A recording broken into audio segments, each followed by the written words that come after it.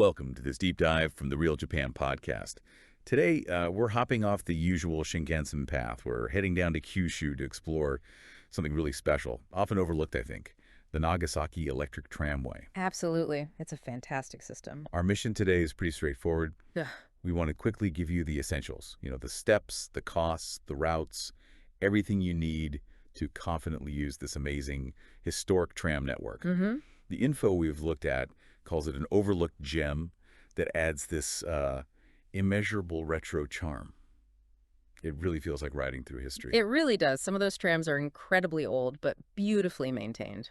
And stick with us, because before we finish, we've got a cool bit of trivia. We'll connect these tram lines to a pretty famous award-winning movie, plus some great lesser-known sightseeing tips you might miss otherwise. Oh, yeah. That's a good one. And hey, if you want to actually see what we're talking about, the charm, the different tram cars there are photos and videos, just click the link in the description for the full guide on therealjapan.com. It really helps bring it to life. Yeah, seeing them is half the fun. And honestly, understanding this tram system is key to exploring Nagasaki properly. It's such a laid-back city compared to some others in Japan, not too crowded. And with a day pass for the tram and maybe just your feet, you can cover almost everything important. Sounds ideal. And the history is just incredible. The company itself was founded way back in 1914. Wow, 1914. Yeah, and the tram started running in November 1915, so they've been going for, over a century now, continuously. That longevity explains so much about the character people describe. You really are writing a piece of history. Exactly. Okay, so let's get practical. I'm standing there, maybe a bit overwhelmed, wanting to get on. What are the actual steps, the process? Right, it's very systematic. Basically a 4-step process. Works every time. Step 1, you always board from the rear door, look for the entrance at the back. Okay, rear door. Got it. Step 2. This is important. Unlike, say, a Tokyo subway, the tram doesn't automatically stop at every stop. You need to signal. So as you get close to where you want to get off, find one of the stop buttons. They're placed around the inside and just give it a press. Okay. So you need to pay attention and press the button. Otherwise? Otherwise, you might just sail right past your stop. Right. Makes sense for keeping things moving. What's next? Step 3 is paying. You do this as you're getting off, right up at the front next to the driver. Pay at the front by the driver. Okay. And then step 4 is simply exiting through that same front door. Sometimes, if it's really busy, they might open a middle door, but usually it's the front.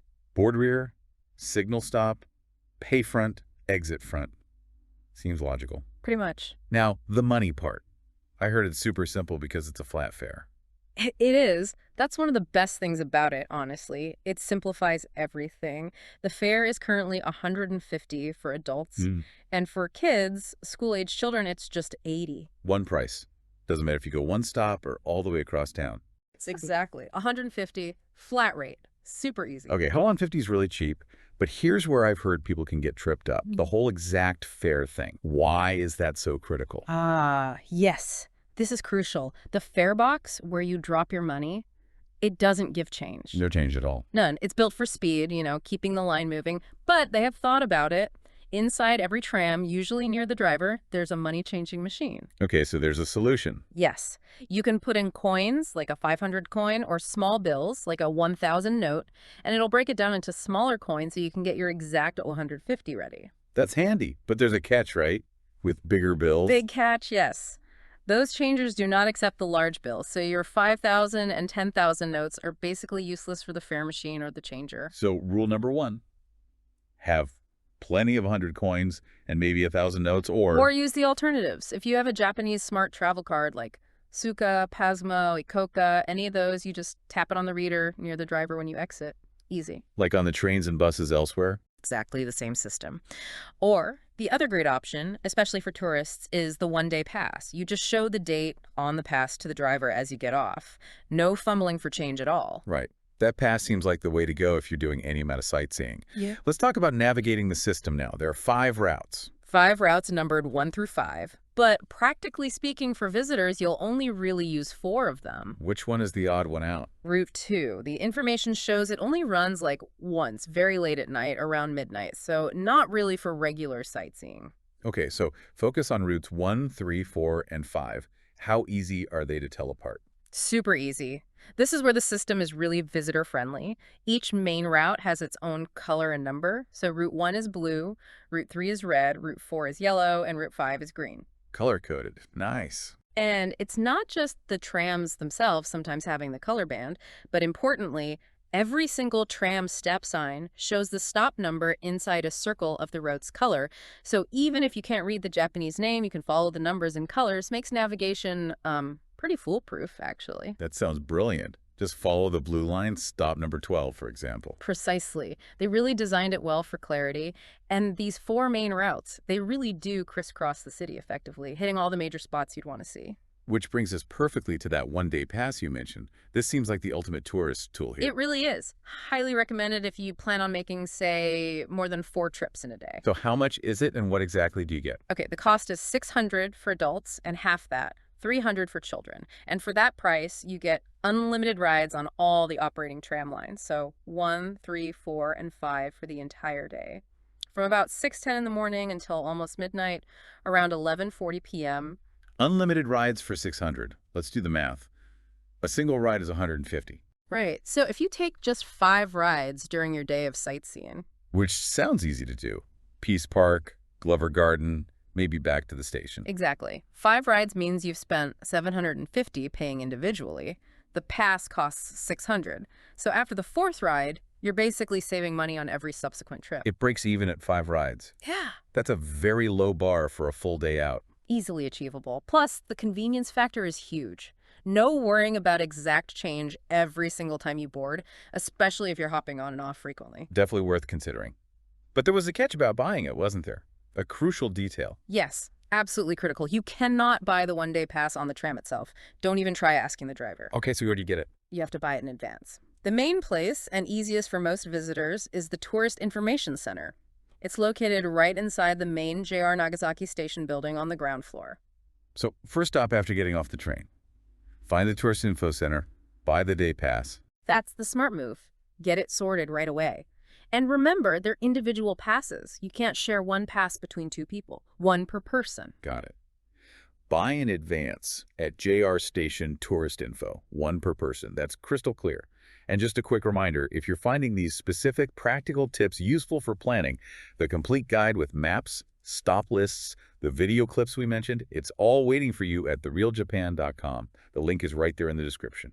Yeah, having the map alongside this info is really helpful. And when you look at that map and see where the lines go, you realize how well they connect to the main sites.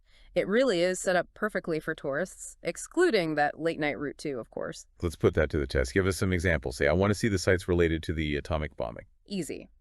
The Atomic Bomb Museum and the Peace Park, which are close together, are both served directly by Line 1, the blue line, and Line 3, the red line. Very convenient stops right there. Okay.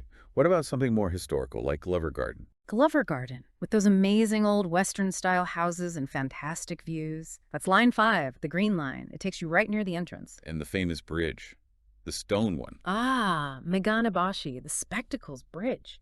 Beautiful spot. That's accessible via both Line 3, red, and Line 5, green. They intersect nearby. And you absolutely have to mention the night view, right? Mount Inasa. Oh, definitely. It's often ranked as one of Japan's top 3 night views. Stunning panorama of the city and harbor. To get to the ropeway that takes you up Mount Manessa, you'd use Line 1, blue, or Line 3, red. Get off at the Takaramachi stop, and it's a short walk from there. So the trams get you close to the ropeway base. Perfect. Exactly. It connects all the big hitters, but, the materials also highlight some really interesting, maybe lesser-known spots that are worth checking out, accessible by tram. Ooh, tell us more. Beyond the main circuit. Well, if you take Line 5, the green line, past Glover Garden towards the end of the line, you'll find the Koshibyo Confucius Shrine. It's this incredibly vibrant, colorful, Chinese-style shrine and museum complex, really unique for Japan, and speaks to Nagasaki's history as a major port for trade with China. Okay, end of Line 5 for the Confucius Shrine. What else? And near Nagasaki Station itself, also served by Lines 1 and 3, is the Museum of 26 Martyrs of Japan. The 26 Martyrs. That sounds significant. It's incredibly significant. It commemorates the crucifixion of 26 Japanese and foreign Catholics in 1597. A really powerful site, right next to a rather unique modern church dedicated to them. It really highlights Nagasaki's long and sometimes difficult history with Christianity. Wow, that connects to the city's unique role as the main window to the West for centuries. Precisely. And this actually brings us to that movie connection we promised earlier. Ah, yes, the trivia. Lay it on us. That history, the persecution of Christians in Japan, depicted and commemorated at the Museum of 26 Martyrs.